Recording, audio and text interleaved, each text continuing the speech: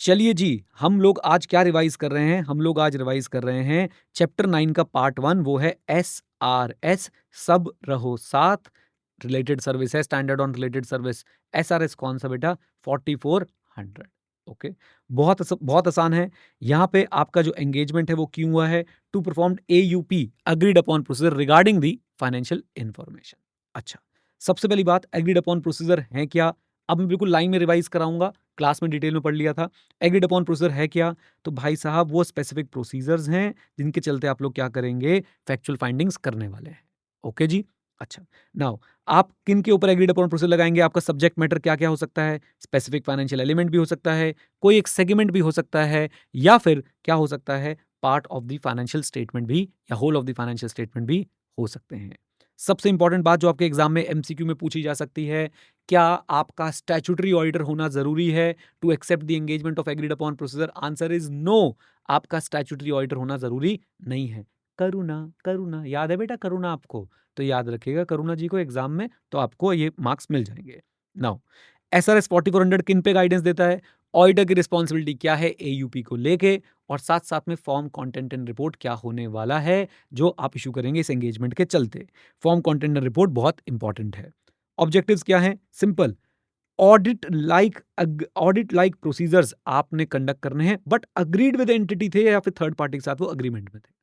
Audit like procedure agreed with entity और the third party. कोई assurance provide आप नहीं करेंगे। User will assess the procedures and the findings and draw their own conclusion. आप opinion नहीं दे रहे, assurance नहीं दे रहे, कंक्लूजन नहीं बना के दे रहे। You are just here to find the facts and report those facts in your report. User will assess the procedure, user will assess the findings and draw their own conclusion, and report is restricted to the agreed party to avoid what? Misinterpretation. ये example काफी ज्यादा clarity लाएगा। Company and lender ने CA को बोला कि भैया एक बार वेंडर बैलेंस जो है वेरीफाई कर लो यूजिंग कंफर्मेशन। सीए ने बोला 5 out of 20 confirmation did not match the company records, that's it, हो गया काम। No conclusion was given. CA ने ये नहीं बोला records true and fair view दे रहे हैं कि नहीं दे रहे हैं, उसने बस ये बताया भैया 20 में से 5 जो है मैच नहीं करती हैं। लेंडर डिसाइड करेगा ये डिफरेंस जो है मटेरियल है या नहीं है। Report is only for the company and the lender and not for public circulation. आइए, audit versus agreed upon procedure. सबसे इंपॉर्टेंट तो बात यही है कि ऑडिट में एश्योरेंस होता है, ओपिनियन होता है, जो एग्रीड अपॉन प्रोसीजर में नहीं होता है। एग्रीड अपॉन प्रोसीजर कहां तक रिस्ट्रिक्टेड होते हैं? फैक्चुअल फाइंडिंग तक रिस्ट्रिक्टेड होते हैं। यूजर अपने कंक्लूजन खुद ड्रॉ करता है। ये एग्जांपल मैंने आपको ऊपर दे दिया है, आप चाहें तो इसको एक बार रीड कर सकते हैं। नाउ, जनरल प्रिंसिपल, ये तो सबसे आसान।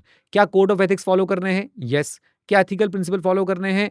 यस। क्या इंडिपेंडेंस रिक्वायरमेंट है? नो। लेकिन टर्म्स ऑफ एंगेजमेंट में लिखा हो तो फॉलो करनी पड़ेगी? यस। ओके, इंडिपेंडेंट नहीं हो तो स्टेटमेंट दे दो कि इंडिपेंडेंट नहीं है। चलो, एक क्वेश्चन मैं पूछता हूं, कॉन्फिडेंशियलिटी फॉलो करनी है? कॉन्फिडेंशियलिटी फॉलो करनी है? जल्दी बोलिए हाँ या ना, कम ऑन भैया, कॉन्फिडेंशियलिटी फॉलो करनी है।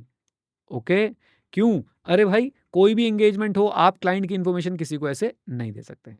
चलिए, क्लॉज भी याद करा देना मुझे बाद में। तो हमने ये पूरे के पूरे जनरल प्रिंसिपल्स पढ़ लिए। Now, defining the terms of engagement, this is an important part. Engagement letter एक इंपॉर्टेंट पार्ट है एग्जाम पॉइंट ऑफ व्यू से।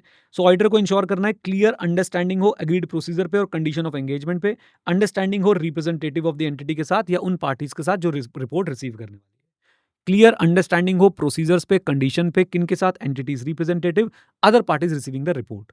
Important from exam point of view, आपके पास डायरेक्ट क्वेश्चन है कि भाई कौन कौन से मैटर्स पे एग्रीमेंट होना चाहिए। तो the matters which should be agreed upon include, बहुत सिंपल, नेचर क्या है और फैक्ट बता दो कि भैया ये रिव्यू या ऑडिट नहीं है, एश्योरेंस नहीं है। नेचर ऑफ एंगेजमेंट क्या है? फैक्ट बता दो कि रिव्यू और एश्योरेंस नहीं है, और यहाँ रिव्यू और ऑडिट नहीं है और एश्योरेंस नहीं दी जाएगी। फिर बहुत सिंपल, यही बातें रिपोर्ट में भी लिखनी है। पर्पस क्या था? अच्छा जी, फाइनेंशियल इंफॉर्मेशन कौन सी है? ऑडिट हमारे जो प्रोसीजर उनका एनईटी क्या होना चाहिए? And limitation on distribution of factual finding. और अगर लिमिटेशन पे कॉन्फ्लिक्ट आ रहा है लॉ और रेगुलेशन के हिसाब से, do not accept the engagement. एक बार दोबारा बोल देता हूं, मैटर्स टू बी अग्रीड, क्या क्या चीजें आएंगी मैटर्स टू बी अग्रीड में? मैं बोलने की कोशिश करता हूं। नंबर 1, नेचर क्या है? फैक्ट दैट ये ऑडिट और रिव्यू नहीं है, इसलिए एश्योरेंस नहीं जा रही है, पहला पॉइंट। दूसरा पॉइंट हम लोग क्या बताएंगे? भाई पर्पस क्या है, हमारी फाइनेंशियल इंफॉर्मेशन कौन सी है, मेरे प्रोसीजर का नेचर, टाइम एंड एक्सटेंट क्या होने वाला है, and last but not the least, limitation on distribution होगी, और लिमिटेशन पे अगर कॉन्फ्लिक्ट आ रहा है लॉ और रेगुलेशन के साथ, तो भैया ऑडिटर को ये एंगेजमेंट एक्सेप्ट नहीं करना चाहिए। ओके, अच्छा जी, ये आईसीआई के क्वेश्चन को ध्यान में रखते हुए पढ़ रहे हैं। Matters that would be included in engagement letter, क्या 2 मैटर्स और आने वाले हैं, उन प्रोसीजर्स की डिटेल्ड लिस्टिंग जो हम लोग परफॉर्म करने वाले हैं, और साथ-साथ में statement that distribution of the report of actual finding would be restricted to the specified parties जिनके साथ एग्रीमेंट हुआ है to perform the agreed procedures. Okay, आ जाओ। Importance of engagement letter. Engagement letter दोनों के हित में है, दोनों के इंटरेस्ट में है, ऑडिटर के भी और क्लाइंट के भी। Why? Because it will give a clear understanding of the condition at the agreed procedures. चलिए, प्लानिंग करनी है ताकि इफेक्टिव एंगेजमेंट हो पाए। फिर प्रोसीजर लगाएगा, एविडेंस लाएगा, उसी के बेसिस पे रिपोर्ट बनाएगा। पहले प्रोसीजर लगाएगा, एविडेंस लाएगा, उसी के बेसिस पे रिपोर्ट लाएगा। ये क्वेश्चन भी आपसे एग्जाम में पूछा जा सकता है कि भाई कौन से प्रोसीजर्स लगाने वाला है। बहुत सिंपल है, अपने AEIOU रीपरफॉर्म ही है, बस इंक्वायरी यहां लिख दिया, recomputation, comparison, other clerical accuracy check, observation, inspection and obtaining confirmation. Okay, आ जाओ।